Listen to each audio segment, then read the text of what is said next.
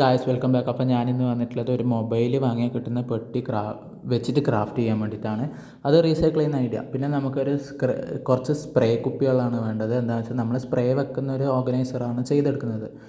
അത്ര വലിയ ഹെവി ആയിട്ടുള്ള വർക്കൊന്നുമല്ല, പെയിൻറ്റും കാര്യങ്ങളൊന്നും ഉപയോഗിച്ചിട്ടില്ല. എന്താണെന്ന് വെച്ചാൽ ഇപ്പം മഴയല്ലേ, അതുകൊണ്ട് എപ്പോഴാണ് ഉണങ്ങുക എന്നൊന്നും പറയാൻ പറ്റില്ല. അതുകൊണ്ട് ഞാൻ പെയിൻ്റൊന്നും യൂസ് ആക്കിയില്ല. അത് നിങ്ങൾക്ക് വീഡിയോ ലാസ്റ്റ് വരെ കണ്ടാൽ മനസ്സിലാവും. പിന്നെ ഡിസൈൻ ചെയ്യാൻ വേണ്ടിയിട്ട് എന്നാൽ ഒട്ടിക്കാനുള്ള പരിപാടിക്കല്ലോ വട്ടത്തിലുള്ള പൊട്ട് പോലത്തെ മിറർ വാങ്ങിയിട്ടുണ്ട്. അതൊരു പാക്കറ്റിന് 15 രൂപ 20 രൂപയായിട്ടുള്ളത്.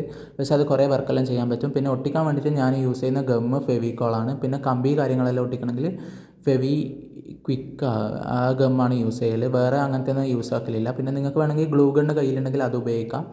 അല്ലാണ്ട് വെള്ളം പോലത്തെ പശയൊന്നും യൂസ് ആക്കാത്തതാണ് നല്ലത്. അത് ക്രാഫ്റ്റിനൊന്നല്ല, പേപ്പർ ഒട്ടിക്കാനും എന്തിനായാലും യൂസ് ആക്കാത്തതാണ് നല്ലത്. ആ ഒരു ബോക്സ് തുറന്നാൽ 2 ബോക്സ് ഉണ്ടാവുമല്ലോ, ഫോണിൻ്റെ ബോക്സ് എല്ലാവർക്കും അറിയുന്നതായിരിക്കുമല്ലേ. അപ്പോൾ അതിൻ്റെ അകത്ത് ഒരു റെഡ് കളറായിട്ടുള്ള ഒരു ബോക്സ് ഉണ്ടായിന്. അതുകൊണ്ട് ഞാൻ അതാണ് ചൂസ് ചെയ്തിട്ടുള്ളത്. അതാകുമ്പോൾ പെയിൻറ്റ് അടിക്കുകയും വേണ്ട, നല്ല കളർഫുള്ളാണ്. അതിനുശേഷം ഗമ്മ് വെച്ചിട്ട് മൊത്തത്തിൽ ഒട്ടിച്ചെടുത്തിട്ടുണ്ട്.